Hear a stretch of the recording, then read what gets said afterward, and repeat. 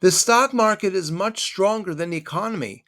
This is probably the most popular way to summarize our current situation. We've all said it. How can stocks be so strong when the economy feels so weak? We found a way to quantify this. Today, consumer confidence report registers a decline by the most since 2021. It fell down to levels of 98.7. Again, readings below 100 indicate a negative outlook on the overall economy.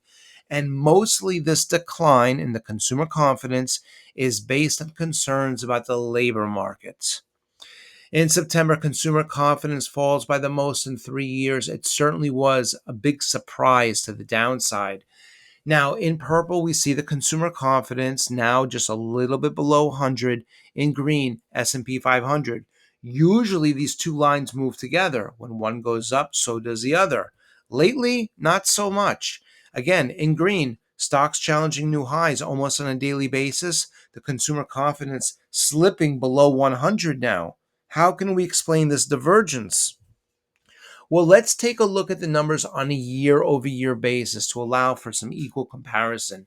In purple, consumer confidence compared to where it was exactly this time last year. In green, same measurement, S&P 500. And we can see, generally speaking, again, they tend to follow each other up and down. But lately, S&P 500, stocks at new highs, consumer confidence challenging new lows. Now, what we want to do is identify extreme divergence between stocks and consumer confidence, meaning that sometimes the stock market will go up a lot and the consumer doesn't have a good feeling about the economy. Other times, stocks may be quite cheap while there's actually a lot of confidence. The good news about the consumer confidence number, it doesn't move as much as the stock market does. So it can act somewhat as an anchor to our, feelings about the economy. Now, in purple, that's the S&P 500 on a year-over-year basis minus the consumer confidence number on a year-over-year basis. In green, those are stocks. Now, what this is showing us in purple, it's really quite interesting. It shows us those moments when the bars go up that stocks are more expensive, are more valued than we would think based on the levels of consumer confidence. We could say they're overvalued. Conversely, when these bars go down, stocks are undervalued. They're trading less than where consumer confidence tells us maybe they should be. Let's take a look at a great example, 2008. Notice the purple bar spiking very much to the upside while the green line, S&P 500, moves lower. In this case, we can see the stock market was very, very overvalued compared to the actual feelings of consumer confidence. Remember this time that the stock market was quite strong, but the economy underfoot really began to deteriorate. Kind of sounds a little familiar. Now, fast forward to 2023 with the opposite situation. The stock market was quite strong, but it's experienced a pretty fast dip in late 22, uh, right around third quarter 2022. And at that time, the S&P 500 year over year minus consumer confidence year over year, again in purple, that dropped to the negative territory. It told us that stocks are actually undervalued. Yes, the stock market went down, but it went down so much and so quickly that the stock market actually started to look cheap. And to buy the S&P 500 back then, now in retrospect, actually looks like a very good trade. Fast forward to present date, again, we have a very strong stock market challenging new highs almost on a daily basis.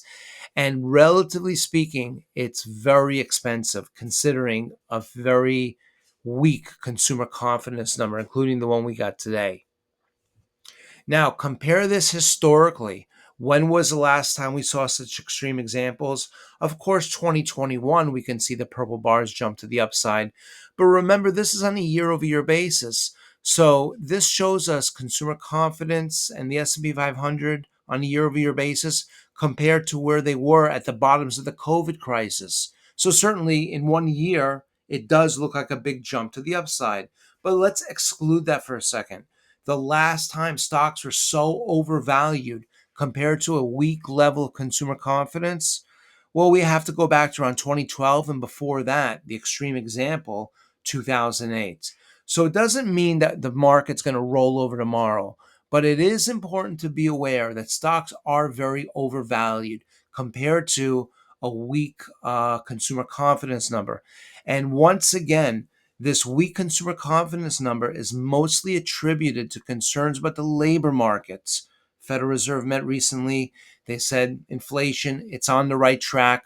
We're concerned about the labor markets. Speaking about the jobs market, here's a question.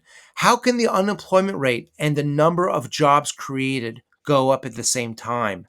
It seems counterintuitive.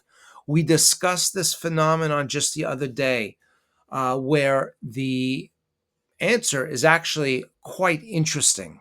And it shows us that on the surface, while the number of jobs are being created is rising, the way it's rising, the metrics that are actually rising, it's a bad sign. I think you'll find that what we discuss here to be quite interesting. We hope this has been helpful. We look forward to seeing you back soon.